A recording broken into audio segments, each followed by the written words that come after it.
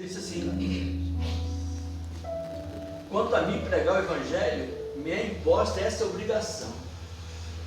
Ele usa uma expressão que poucos compreendem. Ele diz assim: e ai de mim se eu não anunciar o Evangelho.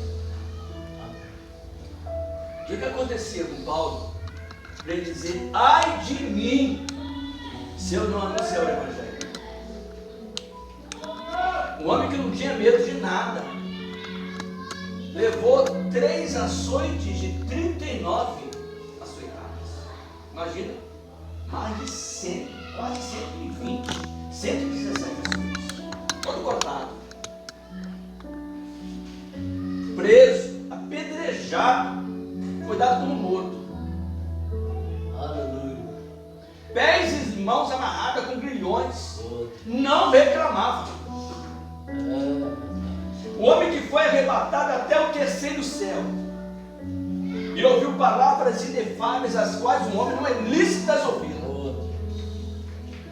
Mas ele diz: ai de mim se não obedecer o Evangelho. Um homem que foi escolhido, irmãos, a dedo para anunciar o Evangelho, para trazer mensagens que estavam ocultas no antigo pacto. O Senhor revelou a Paulo aproximadamente no período de 14 anos, revelações profundas que os homens não compreenderam e muitos não compreendem até hoje. Essa noite eu tive um sonho. Tinha algo desenhado numa parede branca, num quadro branco, e de repente aquele desenho desapareceu e ficou tudo branco. Eu não via nada, só via branco. E eu levantei da cama num pulo só, 4 da manhã. Não é só o escuro que pode te causar problema, também o branco. Sabe por quê? Porque o próprio Satanás se transfigura como um anjo de luz. A Escritura diz que se a luz que há em ti for trevas, quão densas serão essas trevas? Muitos sacerdotes colocavam aquelas vestes sacerdotais, mas por dentro eram sepulcros caiados. Eram totalmente sujos por dentro. Passava aquele cal branquinho. E eu levantei da cama apavorado, porque o Senhor não seja um sepulcro caiado. Eu levantei e abri a porta, fui lá para fora. 4 da manhã, estou olhando as estrelas. Eu fiquei 1h30 mais ou menos orando.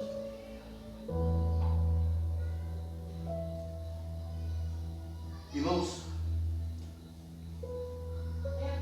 conhecer a Deus profundamente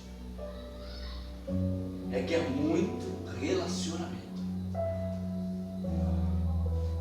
Se você não tem relacionamento com Deus, você não conhece a Deus.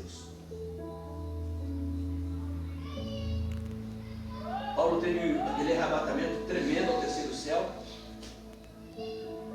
e é possível que ele foi, mas ele também teve uma coisa terrível, que é um mensageiro de Satanás para atormentá-lo. Paulo sofreu de uma depressão severa, porque toda depressão ela causa estragos físicos, mas a depressão é espiritual. Por isso que os remédios não curam a depressão, eles bombardeiam o corpo e a pessoa fica meio lesada. Mas a cura não vem, senão do espírito. Lembra quando Saul, o rei de Israel, ele ficava atormentado? É eram demônios. Vinha Davi e tocava a harpa. E aí os demônios fugiam. Mas quem ia tocar a harpa para Paulo? Se era o próprio Deus que estava moldando aquele homem. Ele não ficou com aquilo para sempre. Mas quando veio, ele orou 3 vezes ao Senhor: passa isso de mim. E aí foi dito a ele: a minha graça te basta. O que você entende por isso? A minha graça te basta.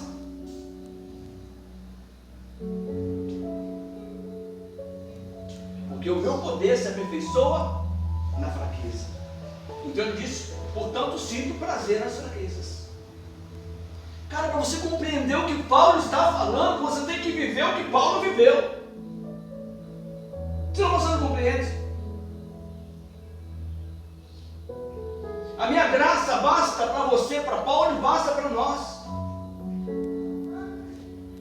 Nós temos que tomar posse da graça, que é um favor imerecido, e tomar esse favor e repreender principados, potestades que vêm nos acusar, vêm nos afligir, vêm nos desanimar, vêm causar intrigas, porque nós ainda estamos aqui. E Paulo fez isso.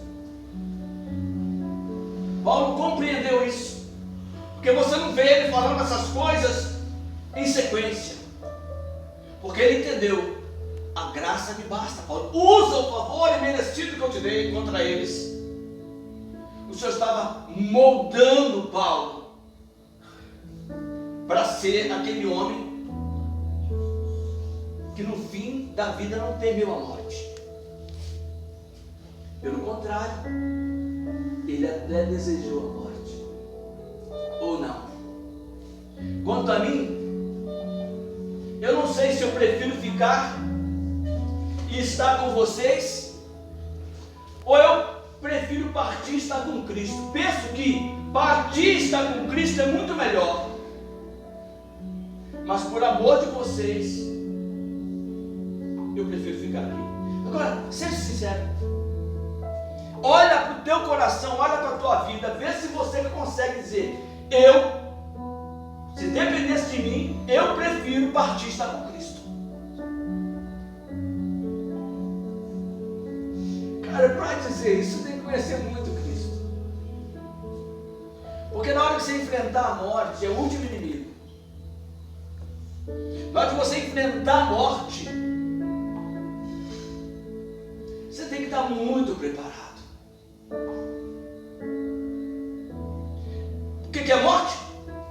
É a separação da alma do corpo. A primeira morte, vamos falar de novo, foi quando o espírito separou da alma. Lá no Éden pecou, o homem separou. Por isso que Hebreus diz que a palavra penetra na divisão da alma e do espírito. Esta palavra que é viva e que é eficaz. Veja que esse texto, irmãos, ele começa assim: porque a palavra do Altíssimo é viva e eficaz, é mais penetrante e que qualquer espada de 2 gumes, de 2 cortes, e penetra até a divisão da alma. Olha a sequência poderosa que nós cantamos. Ela penetra até a divisão da alma e do espírito. Quando essa palavra penetra na divisão da alma e do espírito, ela penetra nessa divisão, ela te liga com o trono. Aleluia. E isso porque o véu não tem mais, foi rasgado. Agora nós temos acesso direto com o Pai. E quando a palavra penetra nessa divisão, o que ela faz? Ela vai nas juntas, ela vai nas medulas, ela traz cura. Aleluia. Aí eu lembro, Janice, vou voltar na Janice, foi que dia? Você me mandou aquela mensagem? Hoje, eu fiz sexta, acho que foi segunda, né? Exatamente, nós nós oramos domingo pelo irmão dela. Ela mostrou o quadro do irmão dela, mandou uma foto para mim. E disse que o quadro, vou mostrar para vocês. O que acontece com o poder da palavra?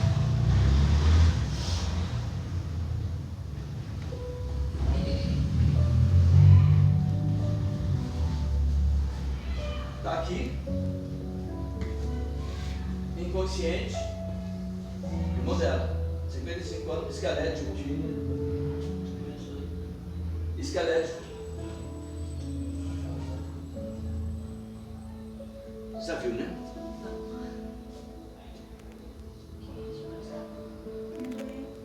E ela escreveu assim: Shalom, olha como está meu irmão, nada de melhor. Foi isso? E mandou essa foto. E eu olhei para essa foto. Falei, não é o que eu estou vendo, que eu espero. Eu espero amanhã.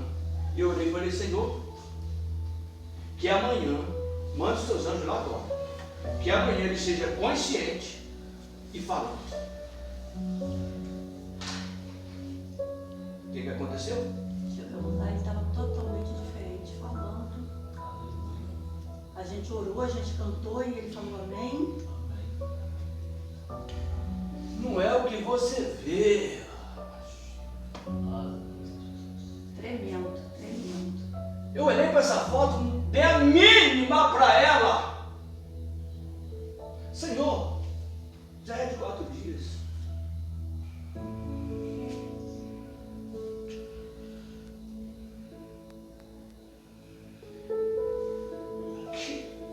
Se crerem, se eu não digo se crerem na glória de Deus, está botando o Luiz, calma, vamos chegar na tua hora, Luiz. Essa cadeira de Luiz não vai me afrontar. Para mim é uma afronta. Para mim é uma afronta. Porque nós cantamos aqui, então não vamos cantar. Para mim essa cadeira é uma afronta.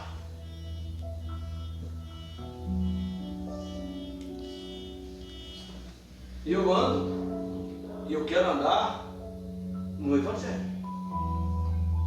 Vai ser chamado de doido? Vai. Vai ser chamado de tudo. Não tem problema. Mas nós não podemos conformar com esse mundo, irmãos. Nós precisamos transformar pela renovação do nosso entendimento.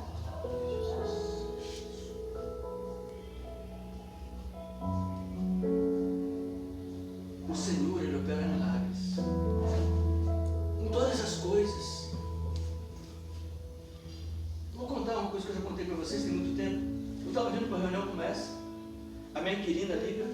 Ralf, falei, oi, você pode vir aqui dar uma olhadinha aqui que está vazando debaixo da torneira do banheiro, pingando.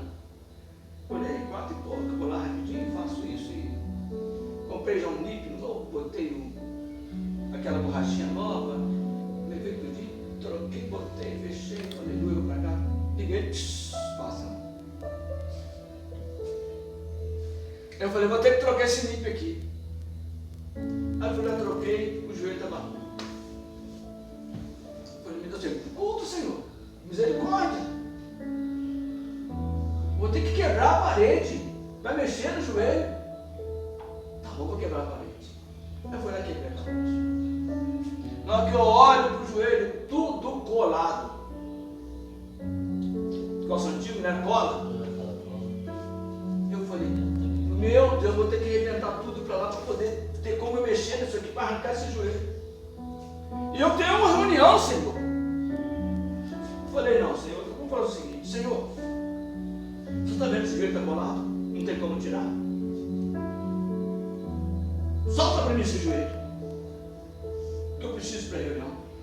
Solta para mim esse joelho. Na hora que eu botei a mão no joelho, ele estava solto. Aleluia. Solto, milagre. Você acha que ele é só das grandes coisas? Se a tua causa for justa, ele é a nossa justiça. E quando eu cheguei lá e falei, olha, tem um monte de anjo aqui. Ele falou, mas eu não vi. Eu falei, mas eu vi. Eu vi, porque eu vi você antes e eu estou vendo você agora.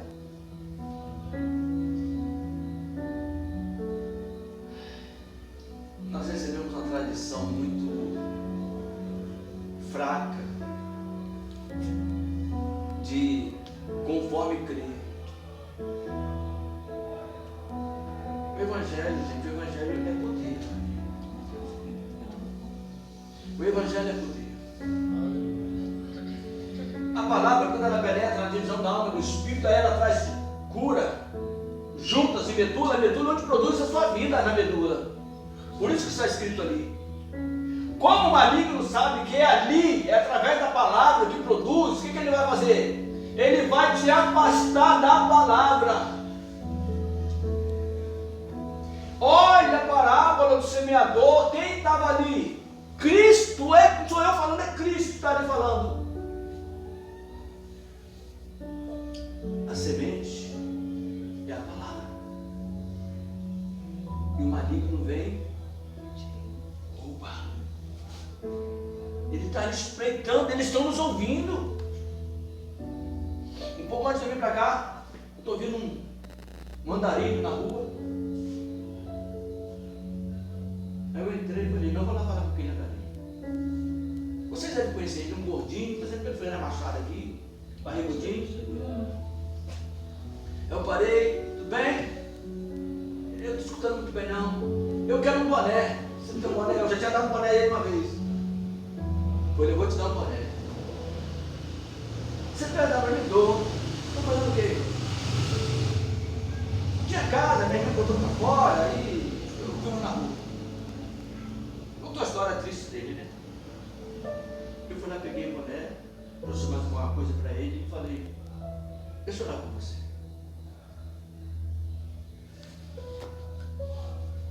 Cara, eu repreendi aqueles demônios, porque aquilo ali é demônio. Mas eles se calam. Provoca para ver se eles se manifestam, mas eles se calam. Porque se manifestar tem que sair. Mas mesmo sem manifestação, eles saem dele. E não estou ouvindo muito bem, eu vou orar por você. Irmãos, eu te pergunto, cadê a igreja? Cadê a igreja? A igreja está se reunindo, não está indo. Cristo disse isso, fazer discípulos. Nós olhamos para as pessoas nas ruas como se elas não existissem. Nós estamos muitas vezes semelhantes àquele sacerdote e àquele levita.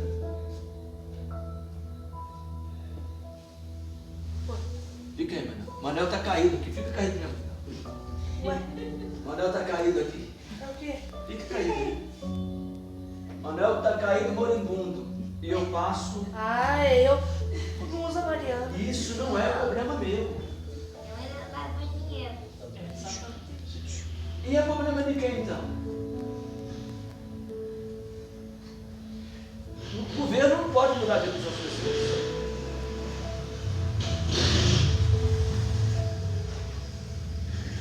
Não é parente meu, não é nada meu. E de madrugada eu estava orando, o Senhor tem misericórdia. O Senhor não sabe discernir entre a mão direita e a esquerda. Quando o Senhor mandou Jonas pregar em Nínive, Jonas não queria ir. Porque Jonas odiava os assírios, porque os assírios eram terríveis. O povo cruel eram os assírios. E Jonas, eu não gosto, esse povo é terrível, eles são covardes. E Jonas, não, eu vou para Tarso, eu vou sair fora, não vou pregar para eles. Tem jeito, mano. Aquele navio ia afundar. Aí descobriram que era, sou eu, lança no mar. Melhor eu morrer do que pegar os assírios. Olha só. O Senhor matou Jonas, botou lá, um grande peixe, engoliu ele. Ele ficou lá 3 dias. Depois mandou ele vomitar na praia. Ele foi, mas foi zangado. Foi não querendo ir. Foi cidade em 3 dias e 120 mil ninivitas se converteram. Aleluia. Cara, e Jonas não gostou de ser convertido, não. Você vê que quem faz é o Senhor, né? É o Senhor, não é? Se quem tinha alguma dúvida ali, você tirava, né? Quem faz é o Senhor. É o Senhor. É isso aí que ele falou. Os instrumentos. Nós não queremos. Jonas não queria. Aí Jonas ficou lá naquele povo convertido. Sabia! Eu sabia que você ia fazer isso. Eu sei que você é misericordioso aí, ó. Salvou esses miseráveis. Eu sabia. Às vezes nasceu uma árvorezinha, né? Foi. E aí Jonas descansou debaixo da sombra. Aí o Senhor botou um vento, só queimou a planta e mudou o vento. Porque o sol está queimando Jonas, mas o vento não deixa, igual você na praia, né? O vento, você está se queimando, você não percebe. Aí depois começou a ferir Jonas. Aí Jonas lamentou por cada árvore que morreu. Você está lamentando por causa disso, eu não teria misericórdia desses ninivitas. Cara, um homem pela pregação que ele não queria pregar, salvou 120 mil. Eu não conheço ninguém na Bíblia que pregou para 120 mil, salvou 120 mil, só Jonas. Eu vou chegar no céu e falar, Jonas! Aleluia, Jonas! Ainda bem que você obedeceu ao Senhor, Jonas. Qual a diferença nossa para Jonas? Nós também não queremos. Esse povo não é problema meu. Quando Cristo vier no seu reino, na sua glória, seus santos anjos com ele, vai dizer o quê? Vinde a mim, bendito de meu Pai. Possui por herança o reino que vos está preparado desde a fundação do mundo, porque você foi um bom pregador. Você orava com fervor, você jejuava 40 dias, você dava esmolas. O Senhor vai querer saber o que você foi, vai querer saber o que nós fizemos. Porque tive fome, tive sede, estava nu, estive enfermo e na prisão, era estrangeiro. Senhor, quando te fizemos isto, quando te vimos dessa forma e te tratamos assim,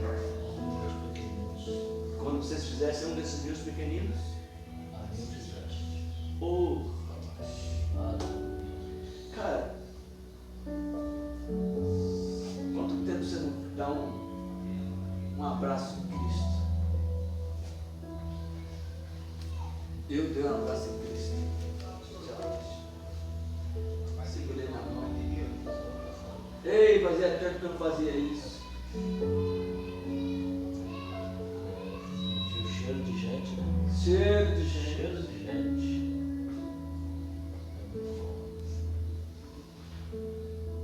Não é problema seu, não é problema de quem? Não é problema nosso. Aí depois eu vou orar ao Senhor e vou começar pedindo ao Senhor. Eu todo dia passo do teu lado, você não faz nada por mim.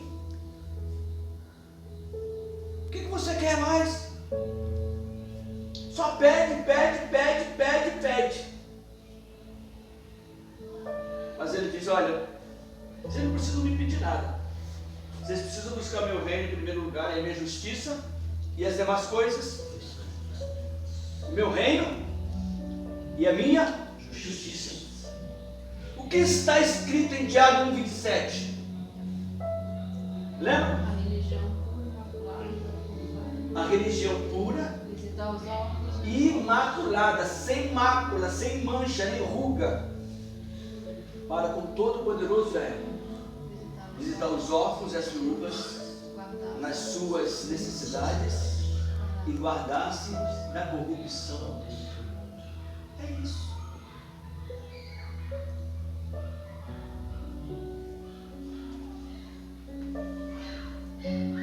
Essa noite eu tomei um susto, sabe por quê? Ele começou a parede branqueada, eu fiquei desesperado.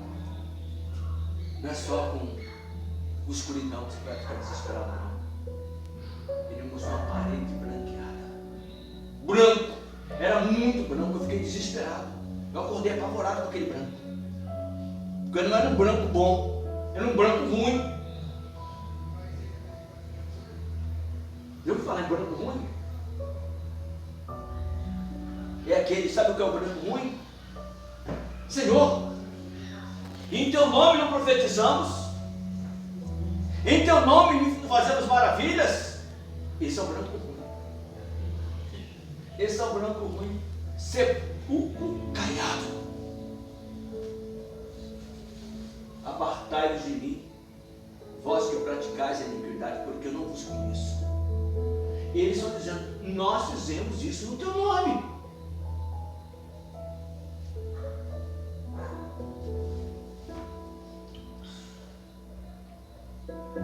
Qual a última vez que você abraçou Jesus?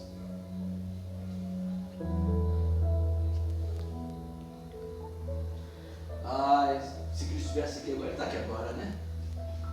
Mas se materializasse.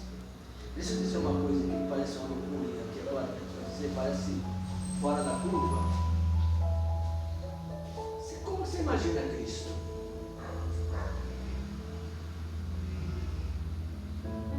Quando ele estava aqui, você imagina Cristo como? Essas novelas sobre Jesus influenciam muito, né? Mas a ciência já tentou ver. Ele não é nada que essas séries botam. Era um homem de pele escura, com uma barba meio densa, não é aquelas que chega a cair. Quem falou isso, mano? Eu vi num vídeo. Eu errei? A chance de Cristo ter sido negro é muito grande.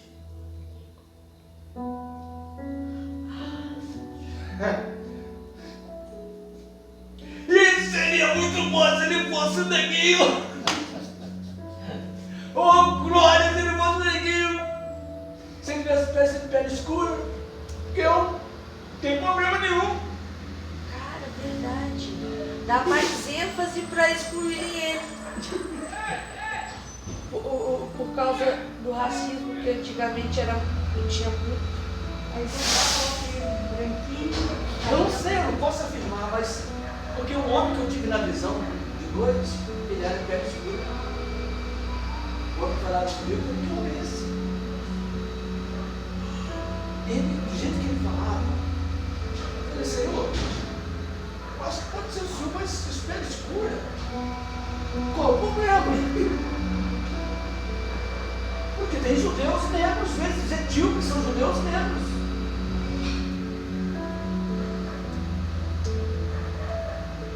Como você trataria um Cristo negro? Você se assustaria com um Cristo negro? É diferente, né? Eu amaria. E aí os racistas, né? Pessoas que não gostam de negro. Aquele homem que ajudou Cristo a carregar a cruz, ele era negro. Ali o texto identifica ele como negro.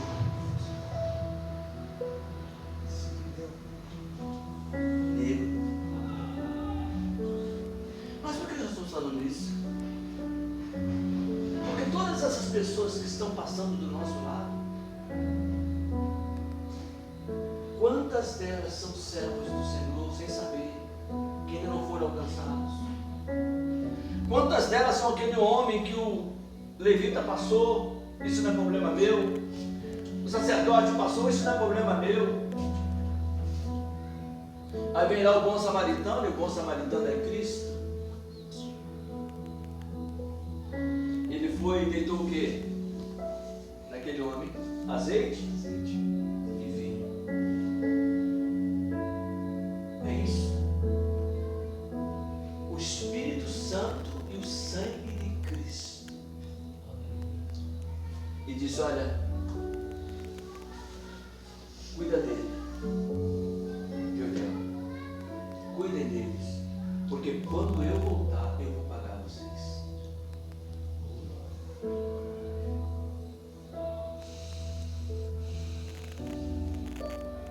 Muitas vezes nós, ou na maioria das vezes nós fazemos tudo errado.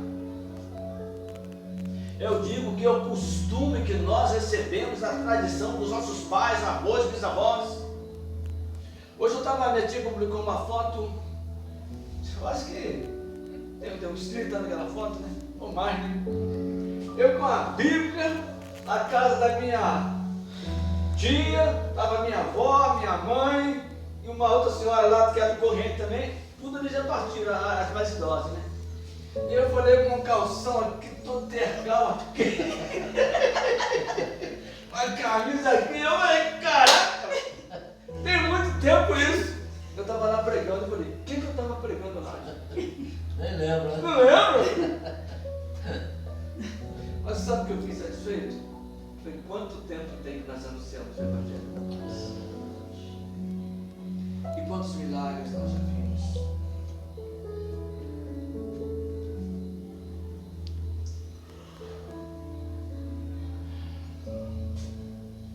Eu estou muito incomodado, irmãos. Isso não é reclamação. Porque eu nunca vi um discípulo de Cristo, alguém que andava com ele numa cadeira de rodas. Você viu?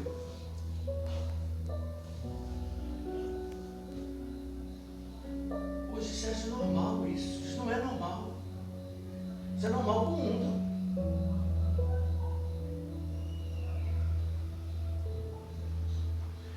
Normalizaram a escravidão.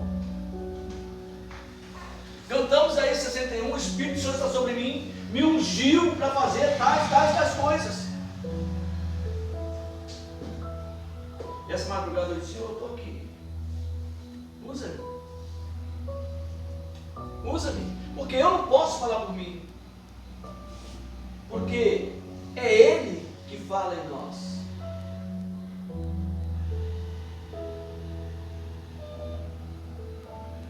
Ele fala em nós. E essa ponte, irmãos, essa ponte precisa estar constantemente ligada com o Espírito Santo.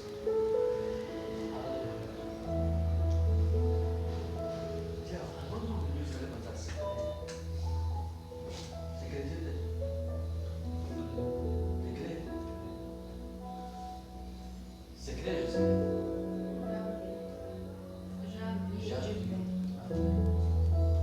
Você crê, Carol? Você crê, Tânia?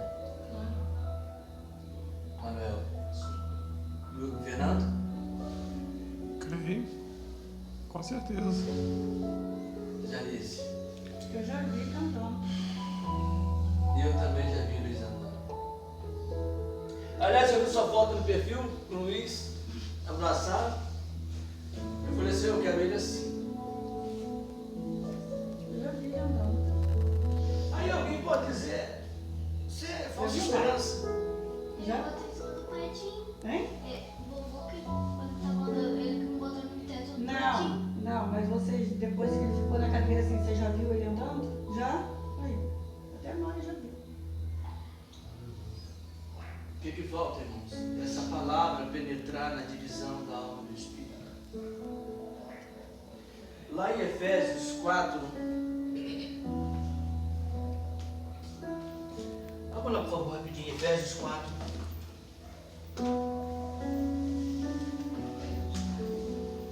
Glória.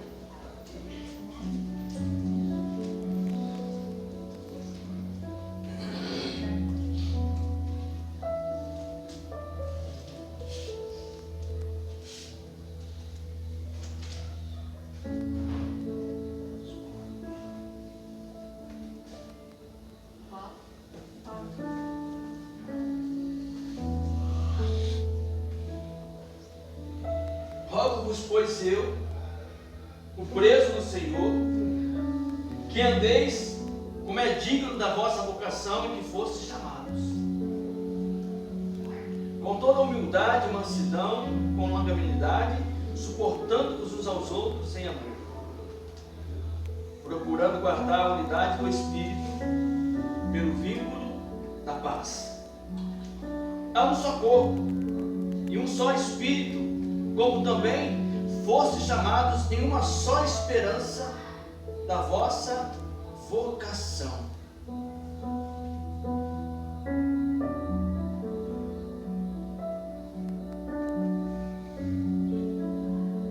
Sabe o que significa essa palavra vocação? A tradução dela no original? Um convite ao reino de Deus e aos seus privilégios. Essa palavra quer dizer isso. Nós somos chamados, é um convite a participarmos do reino de Deus e dos seus privilégios. É isso que quer dizer a vocação. Um só Senhor, uma só fé, um só batismo, um só Deus e Pai de todos, o qual é sobre todos e por todos e em todos. Ele está sobre nós e em nós. Mas a graça foi dada a cada um de nós. A graça é individual. A graça alcançou cada um de nós individualmente, segundo a medida do dom de Cristo. Pelo que diz, subindo ao alto, levou cativo o cativeiro e deu dons aos homens. São muitos dons. Você vê aquela instrumentalidade toda do tabernáculo, tudo aquilo representava dons, coisas que nós devemos fazer. E nós, durante muito tempo, esquecemos essas coisas, dos nossos dons. Mas são muitos dons, diversos dons. Dom de cura, dom de operação de milagres. Mas dom de quê? Dom de misericórdia. São muitos dons, irmãos. Dom de profetizar, dom de apóstolo, dom de profeta, dom de ensino, dom de mestre, dom de pastorear, tudo dom. E muitos dons. Aí ele diz, ora isto, ele subiu. Que é, senão que também antes tinha descido as partes mais baixas da terra. E aqui que entra o Paulo. Cristo, antes de subir, depois da ressurreição, quando ele ressurgiu, ele não subiu ao céu imediatamente. Ele desceu. O que ele foi fazer lá embaixo da terra? Aqui está escrito, ele desceu às partes mais baixas da terra. Aquele que desceu é também o mesmo que subiu acima de todos os céus para cumprir todas as coisas. Olha só, veja isso. Ele desceu até as profundezas da terra e depois subiu acima de todos os céus. Se você ler a carta de Pedro, a primeira e a segunda, você sabe o que ele está fazendo embaixo. Ele foi pregar aos espíritos em prisão. Tem um texto só na Bíblia que narra isso, que é Mateus 27. É o único texto da Bíblia que narra que quando Cristo ressuscitou, muitos dos santos que dormiam ressuscitaram, mas ficaram no sepulcro até que Cristo ressuscitasse. Por quê? Porque Cristo é o primeiro, primícias. Aqueles homens ressuscitaram em glória. Por que eles aguardaram Cristo ressuscitar? Porque Cristo ressuscitou, aí depois eles ressuscitaram, porque é cumprimento da festa das primícias. E aí o que aconteceu? Ele desce com esses homens que ressuscitaram, um de cada época, e vai lá no inferno.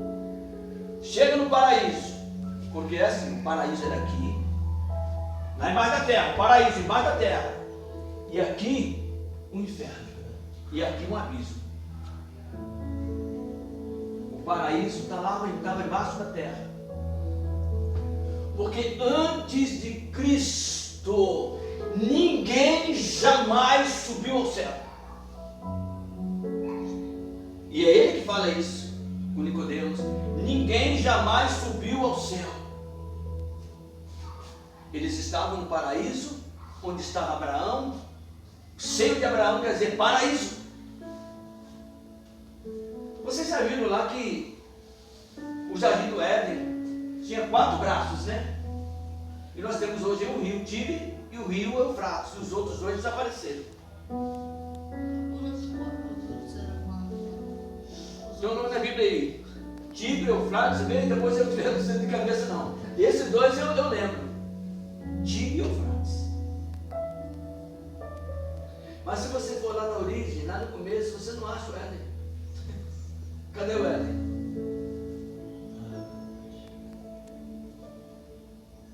Cadê o Éden? Onde Adão estava? A Bíblia diz que nós vamos voltar para o Éden. Cadê o Éden? A Escritura diz que a terra abriu a boca para receber da tua mão, caiu o sangue de Abel. Aliás, Abel foi o primeiro habitante do Éden pós-queda.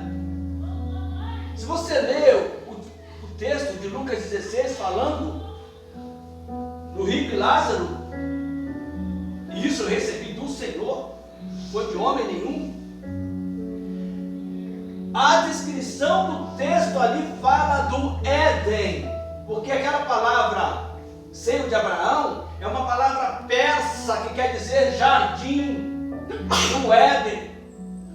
O Éden foi para baixo da terra e ele é o paraíso. Cristo chega no Éden com todos depois da ressurreição. Fala, espera um pouquinho vocês aqui. Ele atravessa o abismo e vai lá no inferno. Você imagina agora esse quadro. O inferno vendo a luz. E ele chega lá a pregar o quê? Pregar no inferno? A Bíblia diz que ele vai lá pregar um testemunho. Para que ele estivesse preparado para julgar os vivos e os mortos. E ele vai lá no inferno. A pregação de Cristo no inferno é essa. Você sabe por que vocês estão aqui? Vem cá, Abel. A geração de Caim. Vocês estão aqui porque vocês não creram na pregação de Abel. Porque o sacrifício de Abel foi uma pregação. Ele levou um cordeiro. E aí foi chamou Noé. Vem cá, Noé. Quantos morreram no dilúvio? Aliás, só Noé sua família se salvou. Vocês estão aqui porque vocês não creram na pregação de Noé. Vocês estão aqui porque vocês não creram na pregação de Abraão, na pregação de Moisés. E foi dizendo um a um por que eles estavam lá. Ele não foi pregar o evangelho do arrependimento do inferno. Ele foi testemunhar que tudo que os profetas falaram era verdade. E ele está dizendo agora: vós sois as minhas testemunhas. Nós somos testemunhas do Senhor. E no julgamento ele vai me chamar: vem cá, Ralph. Todos que ouviram da sua boca estão no inferno. Sabe por que vocês estão aqui? Porque vocês não creram na pregação dele. Não creram na pregação de Josilene. Não creram na pregação de Tânia, de Radiel, de Carol, de Luiz, de Janice, de Emanuel e de Fernando. Vocês não creram. Nós somos testemunhas. A sua pregação vai ser apresentada no juízo. Aleluia. Ela já foi apresentada lá. Paulo está falando que Cristo desceu, isso foi a revelação que ele recebeu. Aí depois que Cristo vai lá, é só para testemunhar. Ele volta, atravessa esse novo abismo, chega no paraíso. E chega no paraíso, o que acontece no paraíso? Nós vamos cantar o que aconteceu depois. Salmo 24. Nossas cabeças, levantai para que entre o Rei da Glória. Canta. Quem é esse? Como que é o Salmo 24? Quem é esse? Lembra o Salmo 24? Do Senhor é a terra e a sua plenitude, o mundo e aqueles que nele habitam. Porque ele fundou. Vai? Ele fundou. Não é de novo? Do Senhor é a terra e a sua plenitude, o mundo e aqueles que nele habitam. Porque ele afundou sobre os mares e afirmou sobre os rios. Quem subirá ao monte do Senhor? Ou quem permanecerá no seu lugar santo? Aquele que é limpo de mãos e puro de coração, que não entrega a sua alma à vaidade, nem jura enganosamente. Este receberá a bênção do Senhor e a justiça do Deus da sua salvação. Aí tem uma apresentação. Esta é a geração daqueles que buscam. Daquele que busca. Oh, para lá. Daqueles que buscam. Daqueles que buscam. Daqueles que buscam. Daqueles que buscam. Ei, aí pegou, hein? Daqueles que buscam a tua face, ó Deus de Jacó. Levantai, ó portas, as vossas cabeças, levantai-vos, ó entradas eternas, e entrará o Rei da Glória. Quem é esse Rei da Glória? O Senhor forte e poderoso, o Senhor poderoso na guerra. Levantai, ó portas, as vossas cabeças, levantai-vos, ó entradas eternas, e entrará o Rei da Glória. Quem é este Rei da Glória? O Senhor dos Exércitos. Ele é o Rei da Glória. Esse salmo, ele foi escrito referindo-se ao momento que Cristo pega o paraíso que estava no Éden e começa a subir com ele. Um espetáculo. Lembra de Maria Madalena? Maria Madalena, quando viu Cristo, né? Correu para ela, correu para ele. Naquele foi abraçá-lo. Não me toque. Se Maria Madalena tocasse Cristo, nós estávamos perdidos. Sabe por quê? Porque Deus é zeloso pela sua palavra. Cristo, como sumo sacerdote, no Antigo Testamento, se um sumo sacerdote fosse tocado por algum morto, ele entrasse no reino, ele morria. Não podia. E como nós ainda estávamos mortos em nossos delitos e pecados, Cristo não havia ainda se apresentado como sumo sacerdote. Se Maria tocasse nele, ele estaria contaminado. Maria, não me toque, porque eu ainda não subi. Depois que eu subi, eu quero dar um abraço em você, mas agora não. Então ele desce, pega os que estão lá no paraíso, sobe. Aí tem esse salmo: levantai a porta das vossas cabeças para dentro do Rei da Glória. Uma festa. Aí depois que ele apresenta, ele coloca debaixo do trono de Deus. Você pode ler, abrir Apocalipse 6, está lá. Onde estão as pessoas hoje? Aí ele desce, aí dá um abraço em Maria, em Pedro, em Tiago e João. Aí Tomé não está presente. Aí Tomé, eu só vou ver se eu ver com meus olhos tocar a mão ali nele ali. Aí um dia Tomé estava lá, Tomé, toca aqui. Vem cá.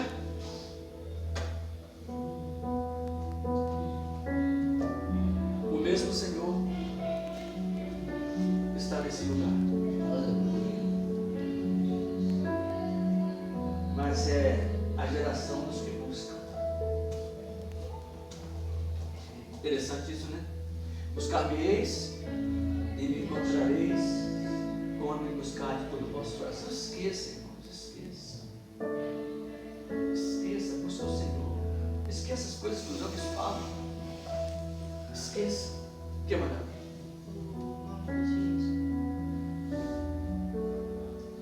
Pisão, Gion, Tigre, Eufrates, Pisão e Gion.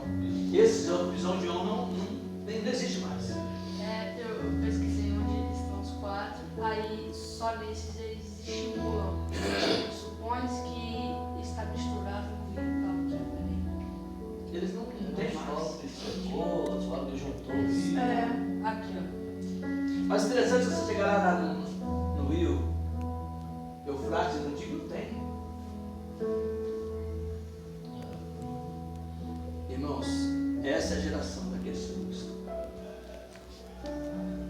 Ele deu dons aos homens.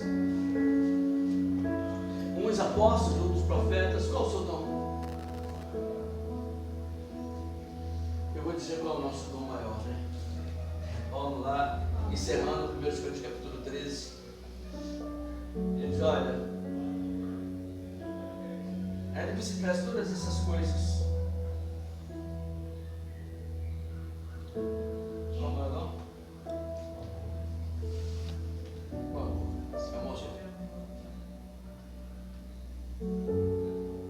inútil. Depois que ele fala que o amor é o importante, ele continua falando sobre os dons no capítulo 14. Ali ele vai discorrendo sobre dons e dons e dons. Mas o primeiro é o amor. Aí você vê as pessoas sofrendo, não é parente seu, não é nada seu. Você coloca no lugar daquela pessoa. E se fosse você?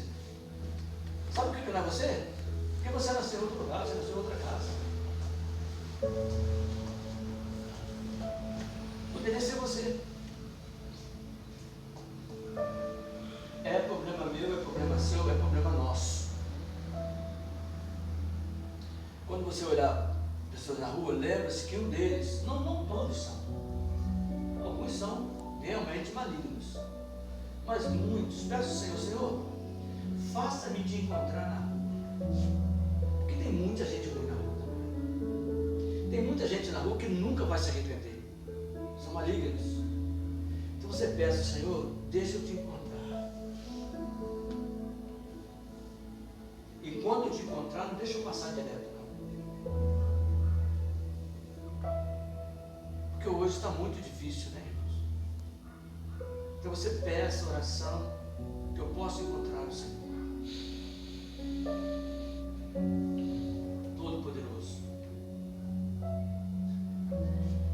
Pessoal, está no outro dia falando, é um milagre.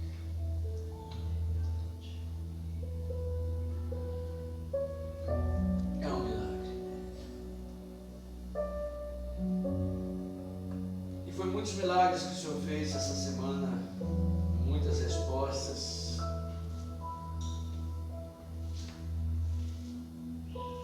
Mas por hora